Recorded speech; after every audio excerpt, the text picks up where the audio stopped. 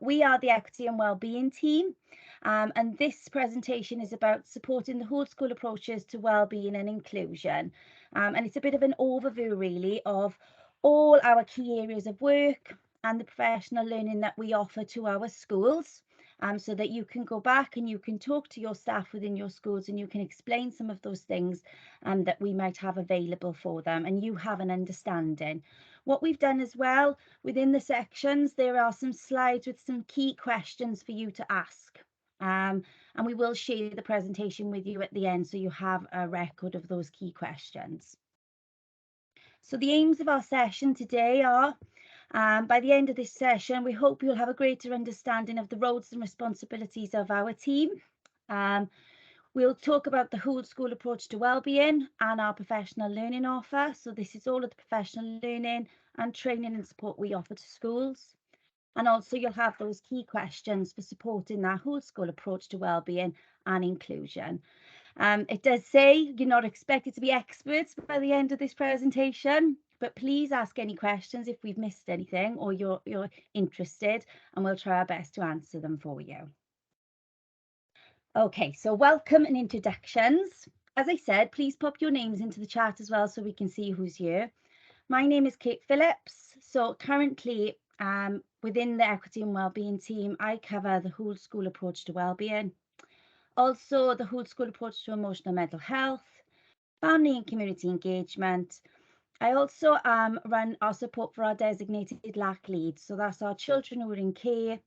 I do engage with our service children support, foster carers, and also the rights of the child. And I'm going to hand over to my colleague Jane, who's going to introduce herself as well. Bob. I'm Jane Crawley-Adams.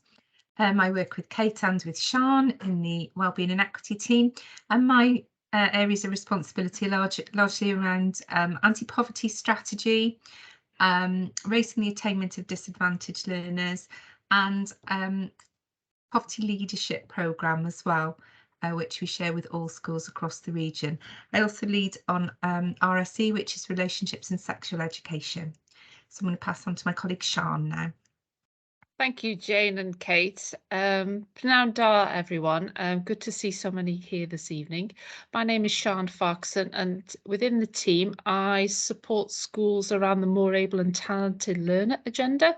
I also manage the Seren Academy and Foundation for those in secondary school. And also, I have some responsibility for careers and work experience within the new curriculum for Wales. And for governors who are here from secondary schools with sixth forms, I also support sixth form colleagues and sixth form provision across the region. Thanks, Kate. Thank you both. Okay, so what we're going to do is just going to do a bit of an overview really of all our areas and some of the main professional learning opportunities we have for schools as well, and areas of support. And if it is something that your school is currently focusing on, we will share our contact details at the end so that you can share them with schools. So if you have any further questions, you can then talk to us about it. So within our team, we talk about the whole school approach to wellbeing. For us, this is our provision and our professional learning that we offer schools. We look at it as a pyramid. So we have the bottom of our pyramid, which is things that we would offer to all our schools. So this is the things that, you know, our TAs, our teachers, our SLT, our head teachers, everybody within the school would access, and you as well as governors. So we look at our ACE awareness, which is our adverse childhood experiences. So we have a module 1 and a module 2 where we cover what ACEs are, what we can do to support them within the classroom, and how we can support our learners with their emotional regulation. We then go on after that to talk about creating our ACE-friendly school, where we look at the environments, we look at the classrooms, we look at the strategies while teaching, so that we really can support those learners who might have had those experiences and have experienced trauma. We then look at the whole school approach to emotion coaching. This sits in beautifully with our ACEs and our ACE awareness training, as it talks about those restorative approaches. We look at relationship policies, rather than behaviour policies, so we really can support our learners and build those relationships with them. We also look at the rights of the child. The rights of the child is one of our key areas within the curriculum for Wales. It's that golden thread that runs through everything we do within our area. The importance of pupil voice and the children understanding that we are listening to them and that their voice is heard. So that's a big part of our work. Within that, we also offer a well checklist to all our schools where we can come in and support, and we can talk about all of the areas of work and see where they need to plug the gaps so that we can fill it with the professional learning and support that we have on offer. We also have the SEAL community, which is for our curriculum for the AOLE, where there are lots of resources and a scheme of work really for schools to follow for every half a term, such as, for instance, with this term, we would be looking at new beginnings and bringing the children into school. We also have our AOLE toolkit, which will be coming soon. So it's nearly finished, currently in development, but that will support our learners, our schools, sorry, with the curriculum for Wales, and be able to give them an understanding of the progression steps and what it looks like in the different ages within the school. And I can see we've got some comprehensive schools on here as well. And it isn't just primary focused, it's very much from nursery all the way up to the top. So we can see how that sits across the settings. And also our RSE toolkit. Within that, we go into further support that we can offer. So these are things that we would see as a bit of an intervention with some children who might need additional support. So things like mindfulness, mini-me yoga, interventions such as reading and regulating, coping and connecting, engaging empathy. These were developed over the pandemic for schools to be able to use while their ELSAs couldn't go in and out of the classrooms. So they are small group activities to support children with their feelings and their emotions so that we really can ensure that we're supporting them. We've also got Adoption UK, Young Carers, our Listening to Learner document and wellbeing reviews as well. Sian? Hi, thanks, Kate. Just very quickly, a governor has asked in the chat what some of the acronyms mean. I think, yes, Jane, no were you problem. just going to respond, or Kate, maybe you want to have a quick look? Yeah, no problem at all. Let me just see. Hang on. Oh, yes, of course, sorry. So AOLE is our area of learning and experience. So this is linked to the new curriculum for Wales. So our area of learning and experiences is equity and wellbeing. So that's what that means.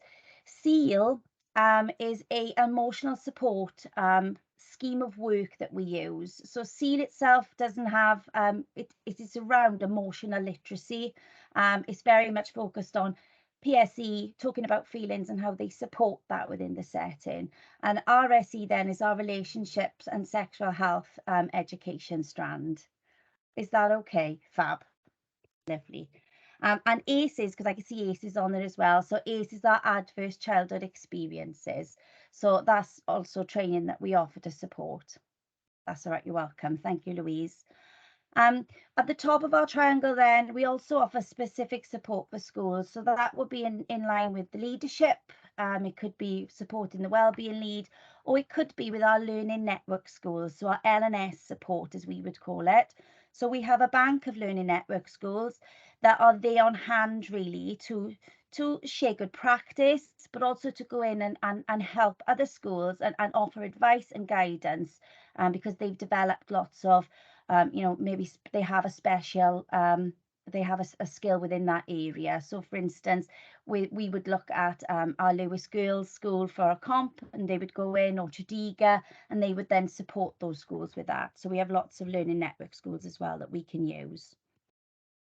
This then is another document that we have. I've just popped it in here. There isn't a link to it, but it's just really just an overview of the things within it. So this is our equity, health and wellbeing strategy. So this document was developed just so that we can cover everything really that we've got in our area. And as you can see, it's quite vast. Health and wellbeing is intertwined into everything we do currently, especially with the curriculum for Wales.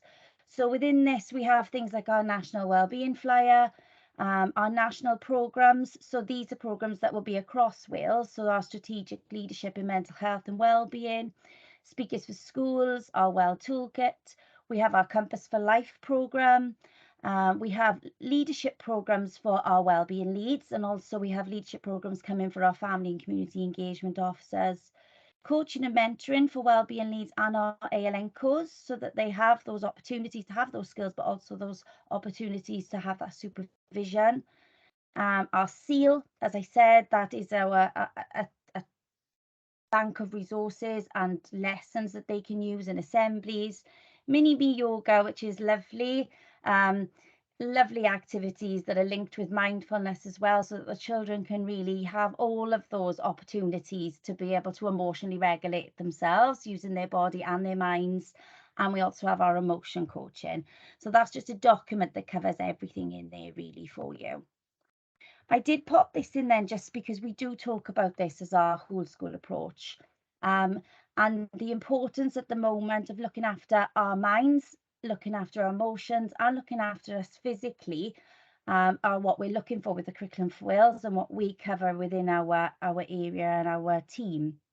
One of the documents that you may be aware of and is very significant to this is the whole school approach to emotional and mental health and wellbeing framework. So we had deliver a programme of professional learning around this to schools, and this is the main diagram which shows the schools really the systems that they will use in order to be able to embed this effectively.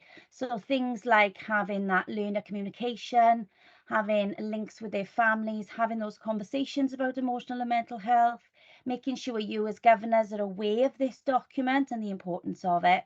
What I've done as well, I've also popped the link to this document on this PowerPoint. So when you have the PowerPoint, you can click it and it can take you to the document for you to have a little read. Then we look at using surveys to find out how our learners feel, how our families feel, how our staff feel. So they would be things such as the PASS survey or the HAPPEN survey, where we can get really clear where to go next when it comes to emotional and mental health. Then they would take all of these things into consideration and look at their curriculum development. So that would be their area of learning, it would be their SEAL curriculum, access to all professional learning from us and connecting with all their partners. Then they would have some time to develop and work on these and see how they would embed into their school practice. And it would be in the school development plan as well. And then they would be reviewing it. So I just popped that in because that document is really important to a lot of our work. And if you have a read of that, it'll give you a greater understanding of how we can embed that whole school approach. We also offer some national programmes. This one in particular is the Strategic Leadership to Mental Health and Wellbeing. Now, this does focus on our learners' mental health and well-being, but it also focuses very much on our own well-being and our staff and our colleagues, and very much from that strategic angle. So it looks at those things that we can embed within our school settings in order to make sure that everybody has positive mental health, they're happy coming into work, they know where they can go for support, they have an understanding of their own mental health and their colleagues' mental health and how they can support each other. I have actually done this on that national level, and very, very interesting. And lots of our leaders are now going on to the new cohort, which will be coming now in the autumn term. But it talks about leadership styles, how you organise your staff and organise your school, and having those plans and processes in place so that you can support people. One of the other things that we offer is support for our wellbeing leads. Now we do this through our team space for one. So we have a team space where all our wellbeing leads can access us quite quickly. They can send us a message. They also have the file area where we add all our professional learning presentations and recordings, resources so that they can access them when they need it. And then we have our wellbeing leads leadership program as well. So within that, they get a handbook. They start to begin to talk about those links between leadership and workplace wellbeing, which links beautifully to the strategic mental health document. We have a sharing where some of our key leaders across the region come in and explain what they've been doing within their settings for wellbeing. And it's really about sharing good practice. They can access models and toolkits. and develop those strategies for supporting their own wellbeing as well. Currently, our cohort 4 dates are from November and they're already full. We've already got 15 people signed up. And more on the waiting list. It is a really interesting programme where they get an opportunity to really focus on their leadership, specifically with wellbeing in mind. We also offer the National Coaching and Mentoring Programme. Now, this is across our region and across our teams, but this one specifically is for our ALNCOs and our wellbeing leads. We've got some dates coming up. They haven't been confirmed yet, but it is a national programme and we have all been trained as EAS staff to deliver it. And they complete the programme and then it's expected that they come back to us for supervision as well, where they can ask questions and they can share and they can practice those coaching skills. So I've popped that in there. Very good for our new ALNCOs.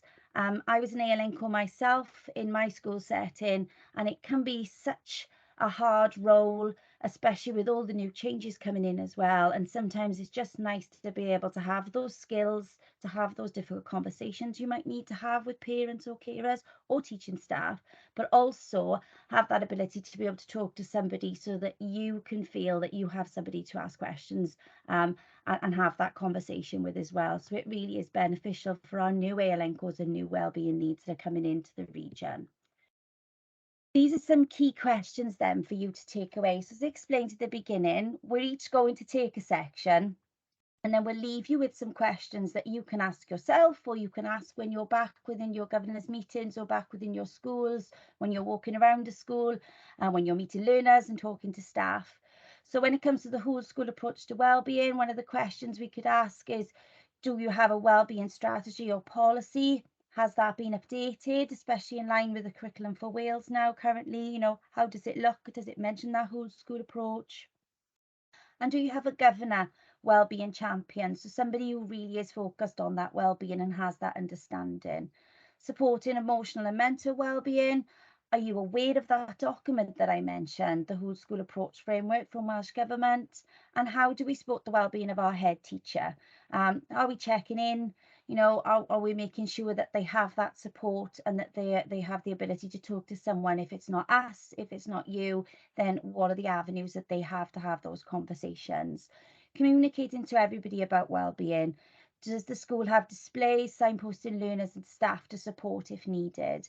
For our younger learners, that might be check-ins and different things that they might have in the classroom. For our older learners in secondary, it might be those posters that are displaying those phone numbers they might need to help, or that significant member of staff that they might need to talk to. Does the learning environment show wellbeing is important to our schools? So do they have those safe places, those safe areas, or those safe people that they can go to? So there's some of those key questions there for you to ask. I'm just going to give you a little bit of a run now of the things that I cover within the team. I have mentioned some of them, so I won't go to some of them in depth. So as I said, the whole school approach to wellbeing and that approach to emotional and mental health. I also work with our family and community engagement teams and officers, our children in care and our designated LAC leads, service children and our foster carers, and also covering the rights of the child currently as well. So this is, I have mentioned some of these already in our triangle. So we have our ACEs, so our ACE, our adverse childhood experiences, we have the initial training, then we have our ACE friendly classroom. So it breaks down into 5 modules where they can talk about the strategies they would need to support the learners and also those changes in the environments. We have mindfulness. We currently don't have any programs for mindfulness running. Specifically, as you can do it in an 8-week program, but we have mindful strategies that you can access, the staff can access, such as activities, and also we have an opportunity for professional learning coming soon, where they can do mindfulness outdoors, so really using that outdoor environment as well. Our yoga, and they are some of the titles for the SEAL community, so for the things that we use them within our specific lessons when it comes to well-being. So as I said, new beginnings currently now. Getting on and falling out is very much about relationships and how they can repair those relationships. Going for goals is building those aspirations. Changes is very good for that time of year when we're talking about transitions, and then good to be me is building their confidence. So they're a really useful bank of resources and lesson plans for schools to use. We also offer lots of professional learning for support in emotional regulation. So as I said, our adverse childhood experiences training talks about how some of our children may have experienced trauma. And our children who have experienced trauma or experienced events within their lives, such as the pandemic currently, lots of our children have come back after the pandemic and they're struggling with their emotions and their feelings. So these professional learning opportunities were designed for our teaching assistants so that they could then go in and support in small group sessions. So it looks at supporting that regulation in the classroom. What is emotional regulation?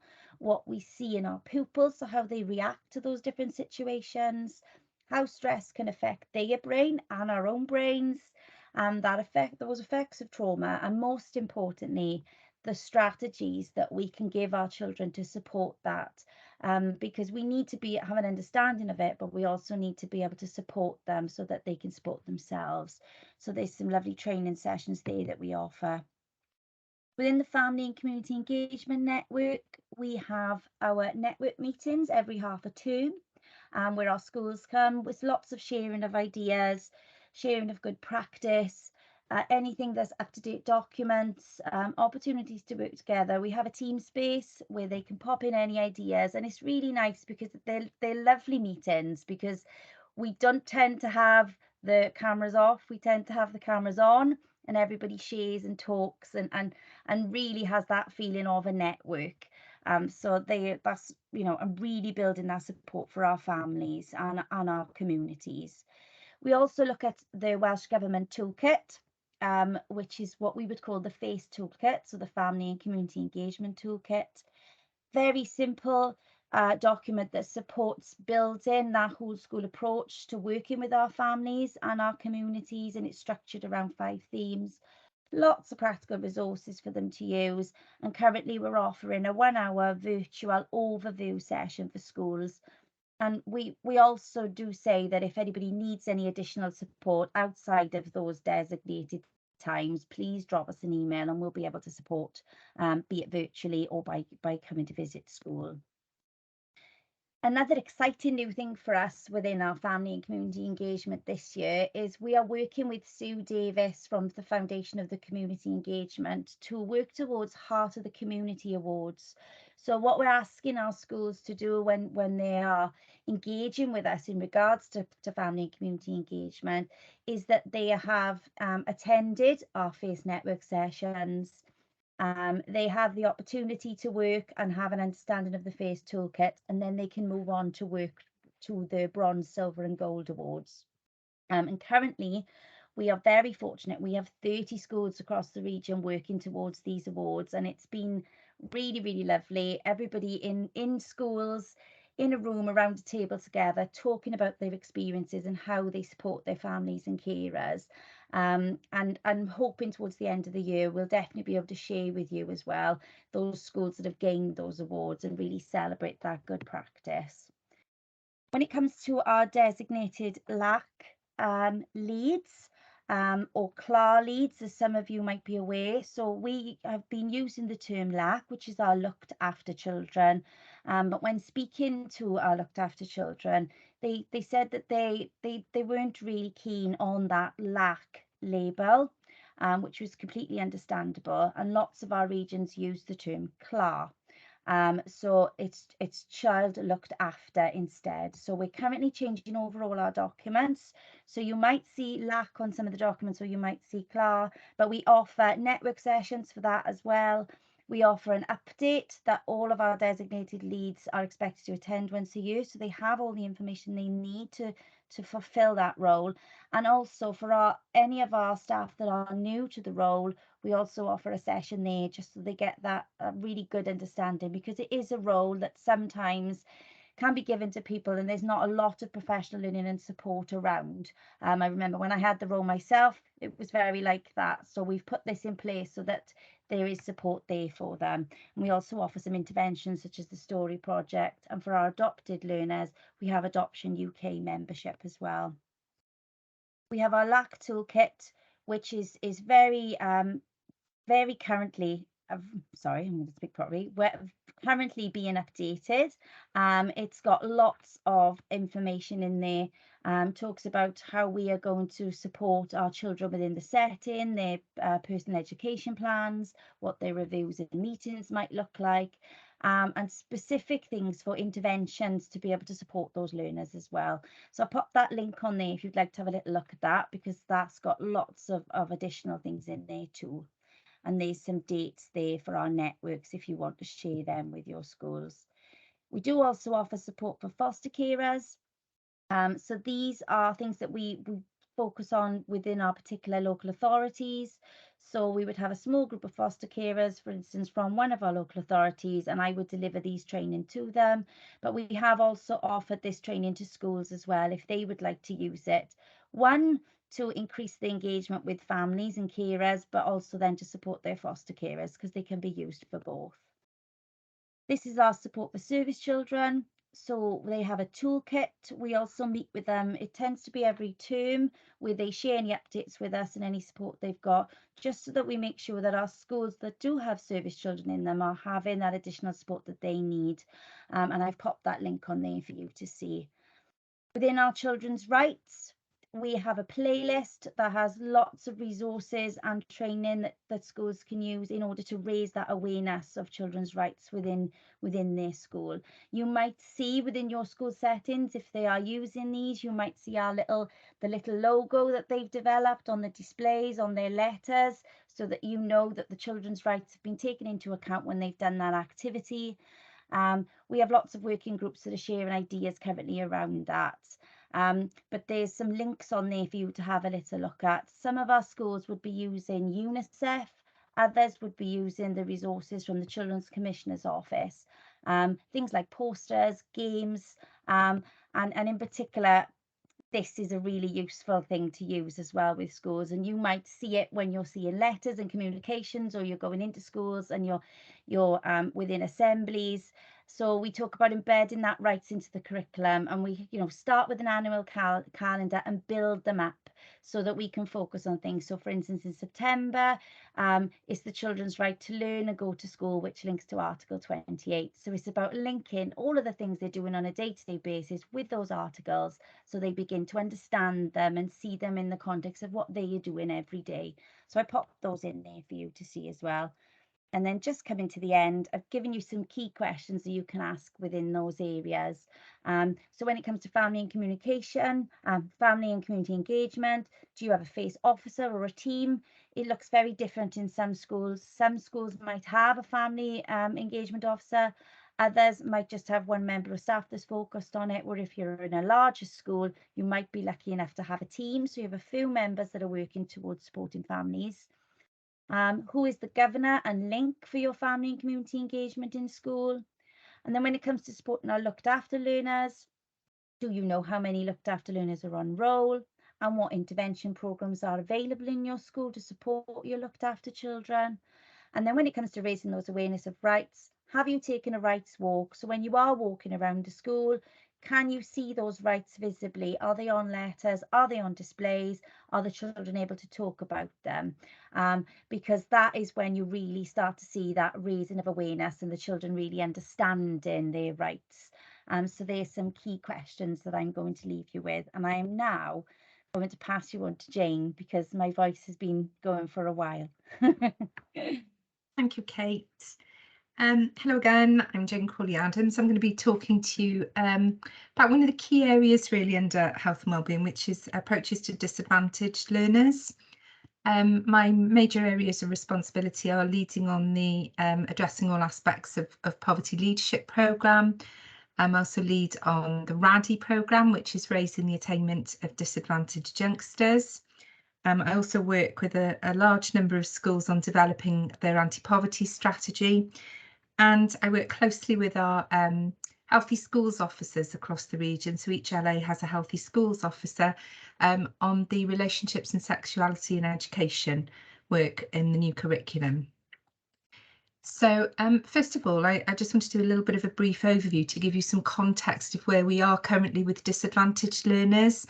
I'm sure that this will be a hot topic of discussion in governing body meetings, because back in the summer, the Education Minister gave a speech at the Bevan Foundation where he made it very, very clear that the attainment of disadvantaged learners was a real focus point for the Welsh Government, and that he wanted to support schools in understanding the impact of the pandemic and the emerging cost of living crisis on learners in school and on their families. So that's on the back of that, in September, Eston did some update information for schools where they made it very clear that they would be looking at how disadvantaged learners are supported in schools.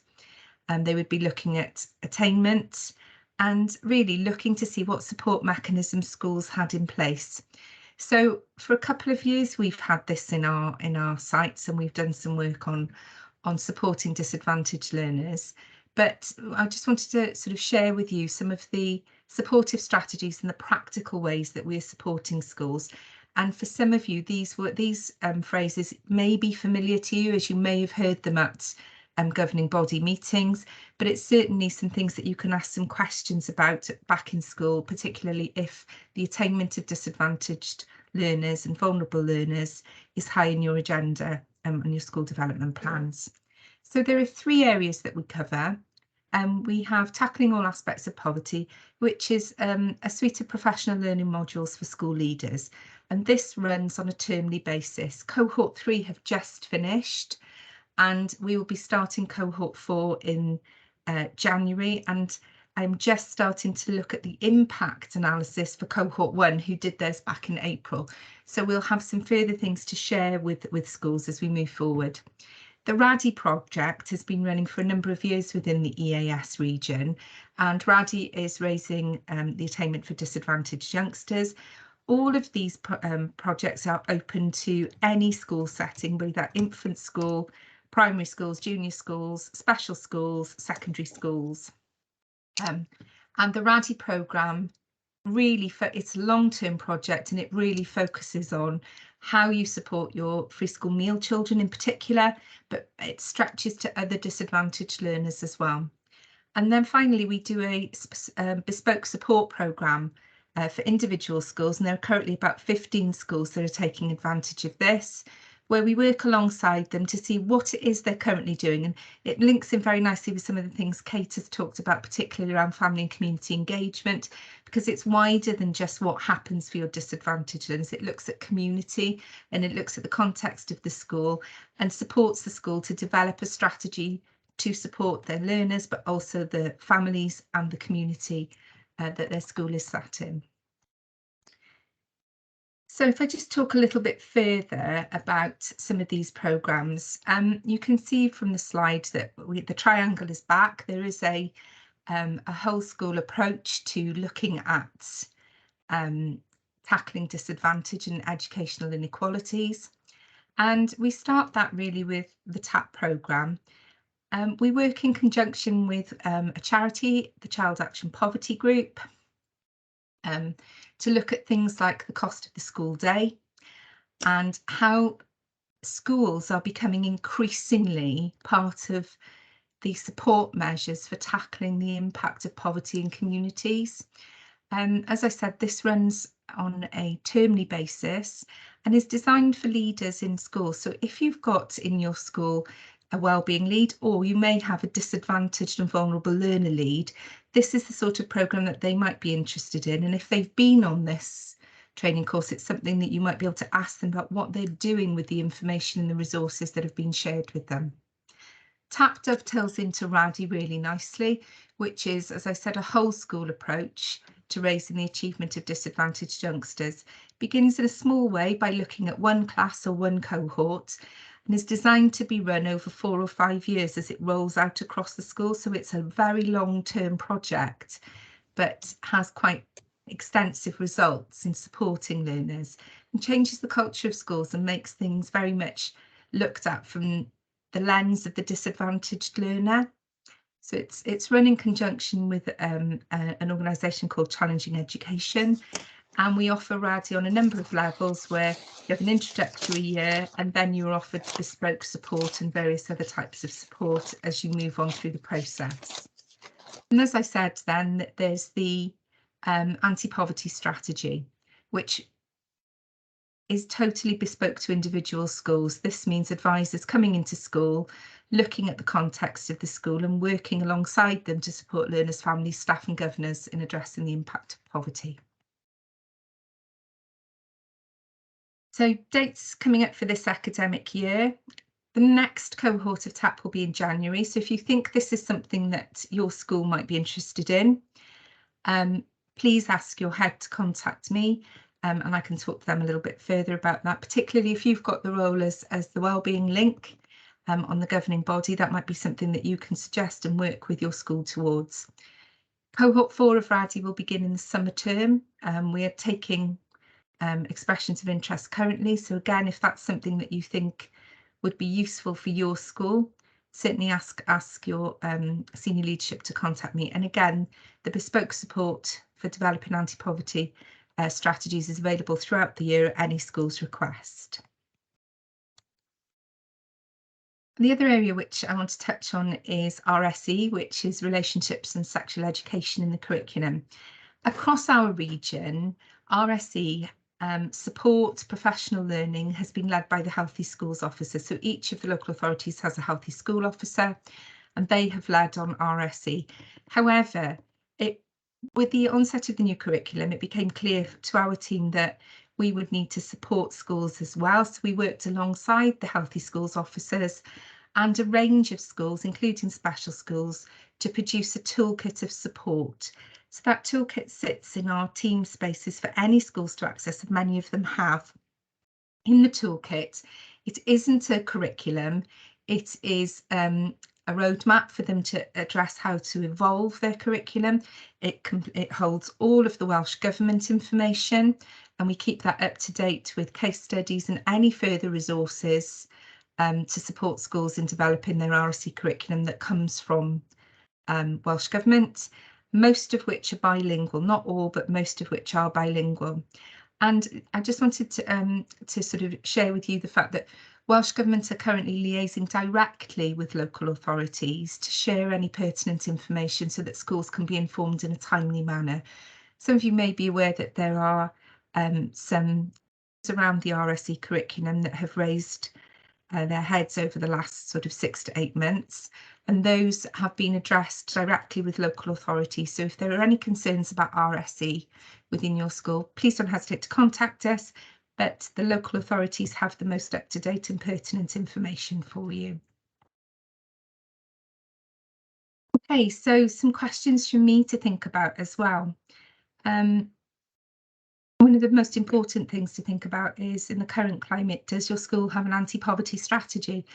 I've seen some of the names of the schools that are here, and you can rest assured for some of you, I've seen your colleagues from schools on some of the TAP and the RADI meetings, and I've certainly worked with at least one school on developing their anti-poverty strategy. So it's pertinent to ask those questions. Who leads on disadvantaged learners in your school? And have you got a governor link for disadvantaged learners? As it is becoming quite a significant issue for schools from external pressures, really, it's worth thinking about if you don't have those things currently. Has your school development plan got supporting disadvantaged learners as a golden thread? It would be something that we would recommend, that all aspects of your school development plan has a reflection on the impact for disadvantaged learners. Does the head feed back to governors on the progress of disadvantaged learners in particular? And does your school measure the impact of any support that's offered for disadvantaged learners, any interventions or any softer support that takes place? And has your school engaged with RADI, TAP or bespoke support? If so, what's the impact of what's happened and how do you know? And if not, is this something that you feel your school would benefit from? And if it is, have that conversation with the senior leaders back in your school to see whether it's something that they might be interested in doing.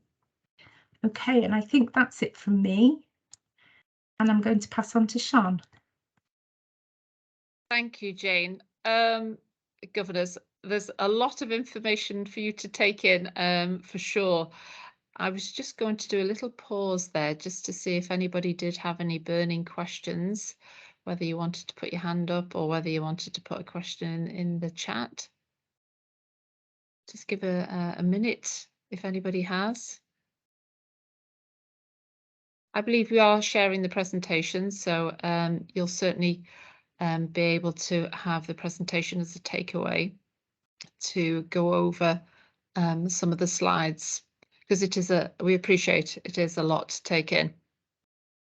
And I think, you know, oh, I can see a hand going up there. Avion, do you have a question? Hi, yeah. Hi,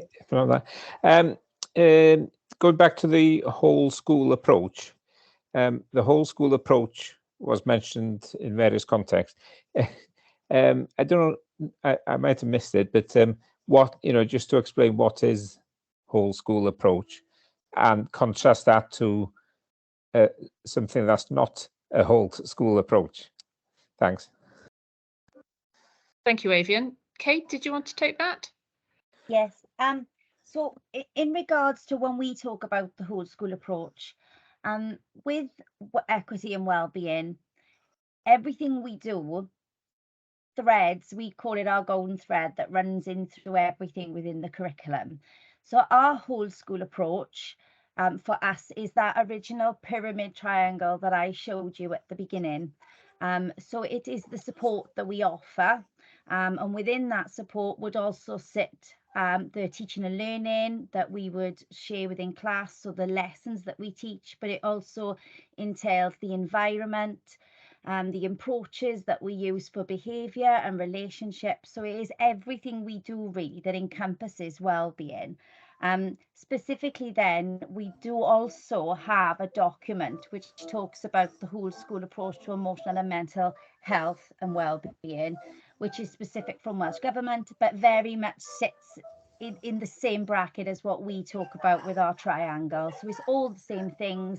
It's the teaching and learning so that the children understand how to keep themselves well emotionally and physically. It's also the strategies that we give our children so that they're able to calm themselves down if they don't feel regulated. But it also links in then to aspirations and their careers, what they want to do with themselves, their confidence.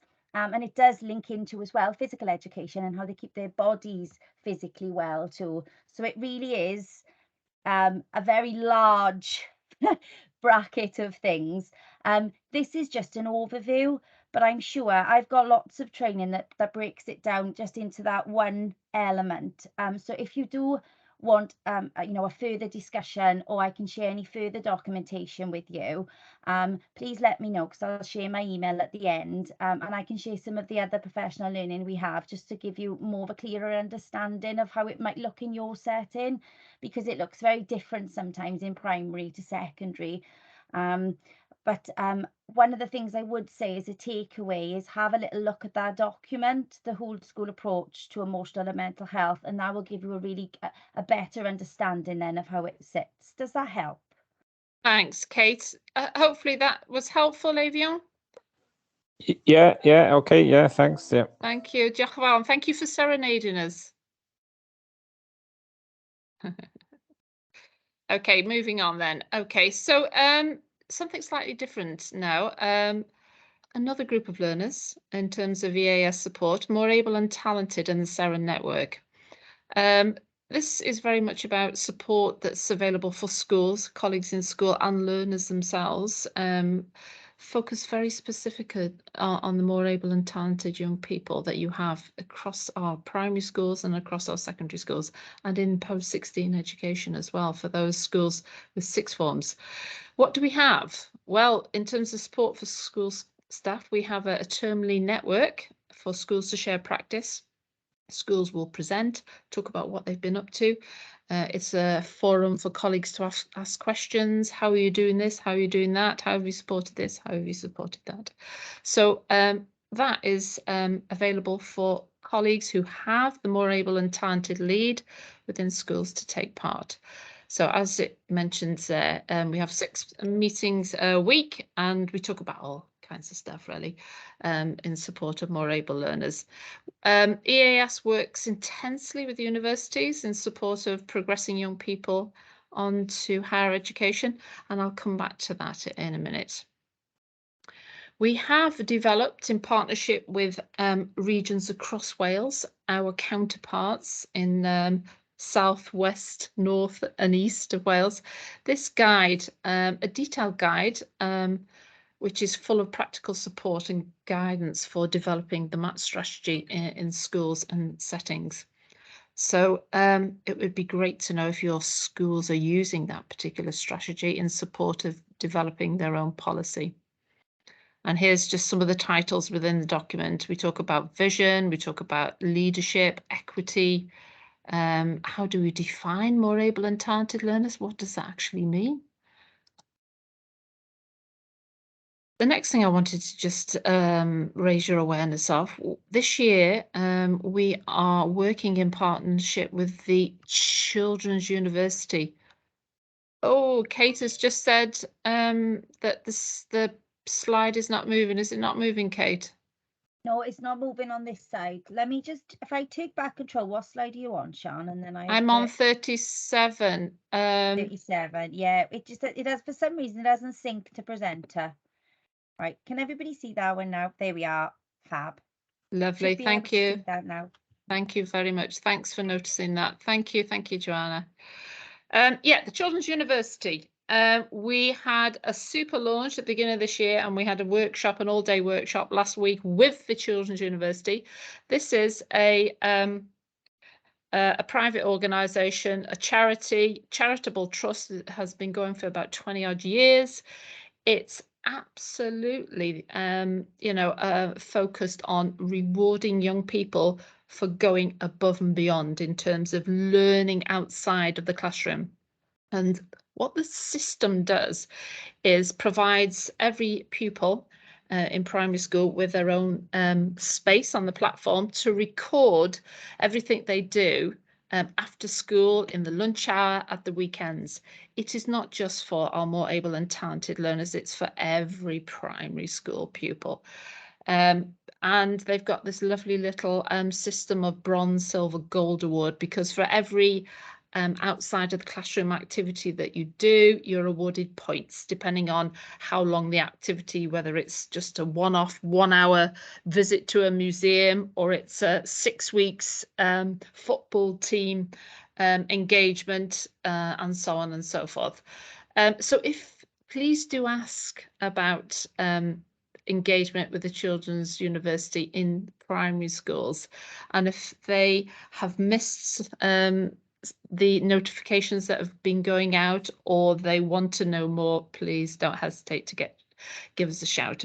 But a great opportunity to celebrate young people's achievements, going above and beyond, to bring the community together and celebrate with parents and the school as well. In terms of secondary school, I've mentioned in previous meetings, we have something called the Seren programme, where we have the Seren Academy for year 12 and 13. So that's your sixth form learners. And for years 8 to 11, we have the Seren Foundation.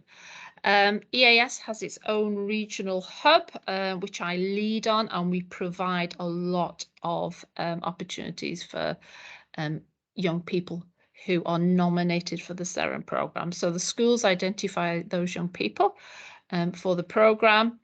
It's very much about the desire, the ambition, the raising aspiration to apply and, fingers crossed, be offered a place in one of the very best universities, not just in the UK, in Wales, but across the globe.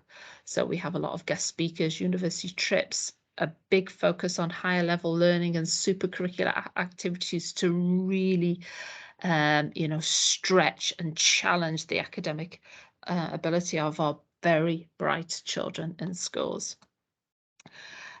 Things such as the Seren Star Challenge, open university modules freely available.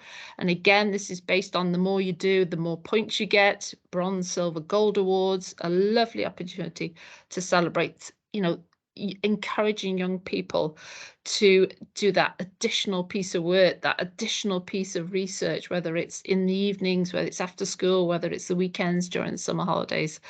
That coupled with, we have, you know, a summer school for year 11 Seren learners in Welsh universities. We had a super modern foreign languages university workshop at the beginning of this year, which we'll be repeating again. And there is also plenty of opportunity to go to, you know, the likes of Oxford, Cambridge, and other, you know, high universities. In terms of professional learning, it's really important, as Jane and Kate have already spoken about, that we take our staff in schools on the same journey as these young people. So we provide professional learning which supports them to support their learners. All staff in schools are able to go along to all the events that the learners attend as well, so that they're getting the same, they're receiving the same messages and guidance and advice and information from our partners at the same time. And, you know, providing resources. So, for example, we're just between 2 sessions now, professional learning sessions for Seren Foundations. So that's in support of more able learners year 8 to 11 in secondary school.